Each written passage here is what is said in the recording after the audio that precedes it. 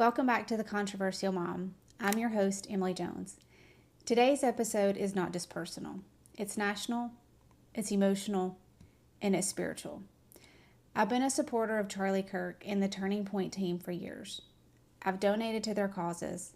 I've attended the Turning Point Action Conferences, and I've even helped start Turning Point Faith Hubs right here in Madison.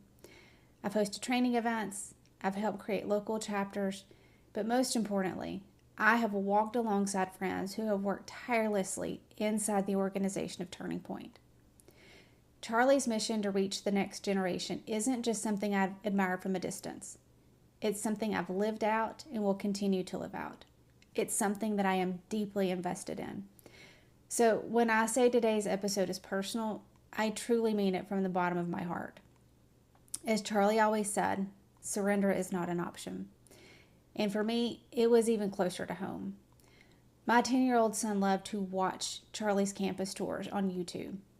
He would laugh, he would learn, but most importantly, he would ask me questions afterwards. When he heard the news of Charlie's death, he was devastated.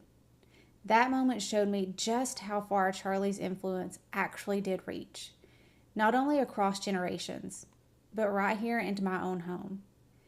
His life impacted kids who saw courage in him and wanted to carry out that same level of boldness in their lives. We're talking about the assassination of conservative firebrand Charlie Kirk. What happened, why it matters, and what it reveals about the dark place that America is in right now. This isn't just a tragedy, it's an actual warning. So let's get into it. Let's start with some basic details of what happened. Let's lay out the events as they unfolded and as they continue to unfold. There's a lot of going on here, so I hope that what I share today is still very much up to date as you're listening to it.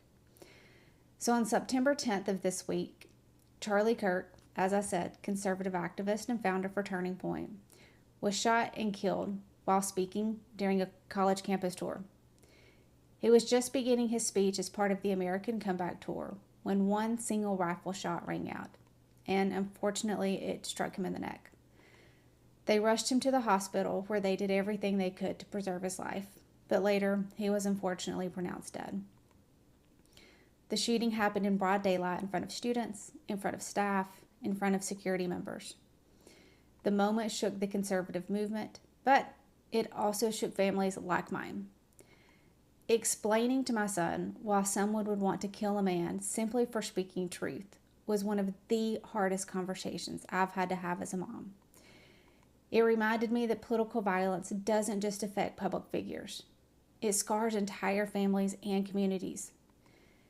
Nationally, this news has triggered waves of responses, from presidential medals of freedom to moving words and vigils across the country. But for me personally, this grief cut deeper than any headline. While the nation reacted in ceremony and statements, I sat in shock, heartbroken, full of anger for losing someone whose mission I had worked alongside for so many years. That contrast made the moment even real for me and my family. What we know is that authorities acted quickly. A young man was arrested and he faces very serious charges in the near future. I'm not going to spend a lot of time talking about him, and I will never mention his name because this episode and any conversation I have is not about the attention of the person who pulled the trigger. What matters most is how we respond to this tragic incident. President Trump honored Charlie with the Presidential Medal of Freedom. Erica, Charlie's wife, gave a very moving statement a few days ago about continuing the mission of Charlie and Turning Point. And across the nation, parents, students, and patriots have gathered in prayer and in mourning. For me personally, I'll never forget the moment I first heard this news. I felt sick, heartbroken, full of anger, all at once. As Blanche Devereaux calls it, magenta. All the emotions mixed together. It underscored just how much Charlie Kirk meant to people and how much work there is still to be done. This was political violence, plain and simple, and it should never be tolerated in our country. As I processed the news, Charlie's words continued to echo in my heart. We must keep pressing forward with courage. We must not cower. When I saw my son's reaction, crying because one of his heroes was gone, it hit me that Charlie's impact spanned multiple generations. His courage spoke to men, women, college students, and even kids who saw him in the fight for truth. Parents, I want you to listen very closely to what I say today. Charlie Kirk was targeted because he told the truth, because he would not bend a knee to the woke mob, because he activated a generation of students to do the unthinkable and actually think for themselves.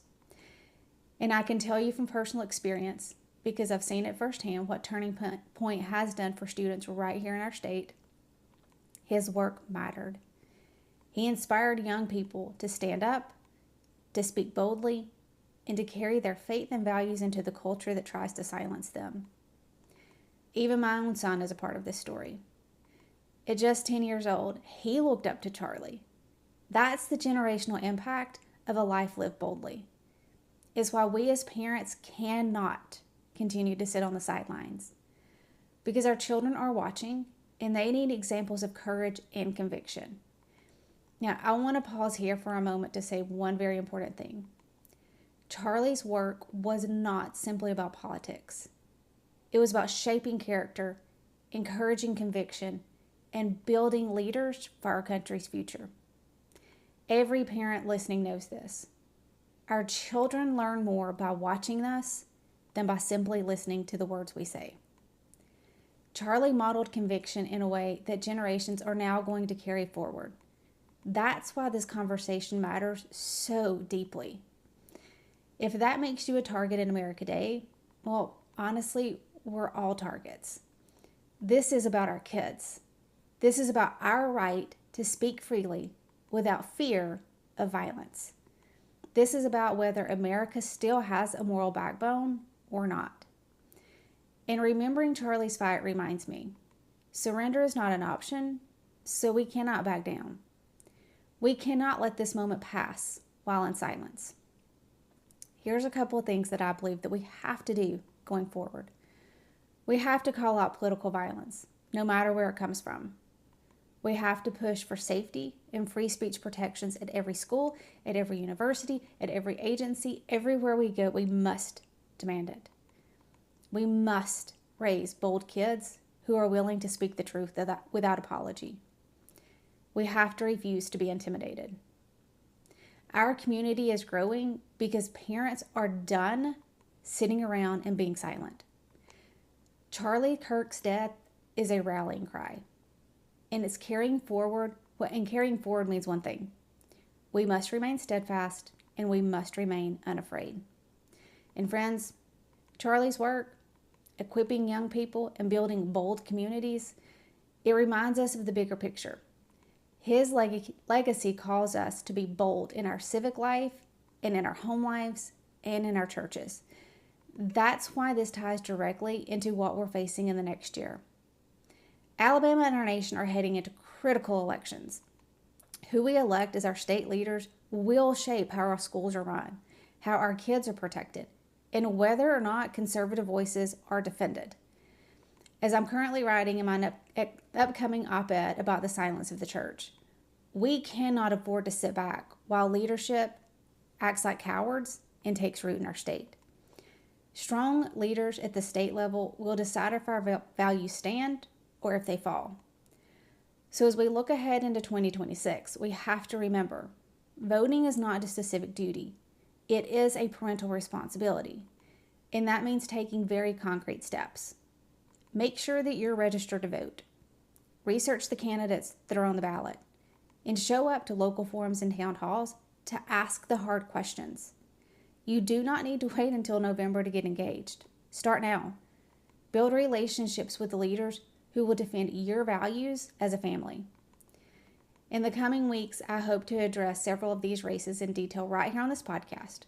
I'm working to host a few candidate forums and town halls in the coming months right here in the Madison area so citizens can hear directly from those running for office and understand what their platforms truly are. And let me also say this. If Charlie's death has taught us anything, is that we do not know how much time we have left to have an impact. Each of us has a role to play in our homes, in our churches, in our schools, in our communities, everywhere we go. I want to challenge every parent listening to find one way this week to step into the fight. Maybe it's talking to your child about standing strong in their values. Maybe it's emailing a school board member and asking a question.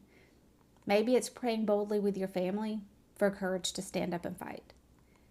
Big or small, all of these steps matter, because raising the next generation isn't just about protecting them from harm today. It's about preparing them to lead with conviction when it is their turn. And that's how we honor Charlie's life, by continuing the mission he started. If today's episode stirred something in you, good. I am very glad it did. We cannot just sit around and mourn. We must mobilize. Honor Charlie Kirk not with silence, but through action. For me, it's not just about politics. It's about a friend and a movement I've poured my heart and soul into for years. Speak truth, defend your kids, and push back against the mob, because that's exactly what Charlie Kirk did every single day. And when I see the sadness in my son's eyes, I know this isn't just about today. It's about tomorrow and the future. It's about the generation rising up behind us who need us to carry the torch forward. Because we don't need more politicians in our country. We need more parents who are unwilling to back down. Until next time, my friends, stay bold, stay faithful, stay controversial. And as Charlie Kirk always says, surrender is not an option. To my friend Charlie and the Turning Point team, thank you for shaping my mission and reminding us all to keep pressing forward. Until next time.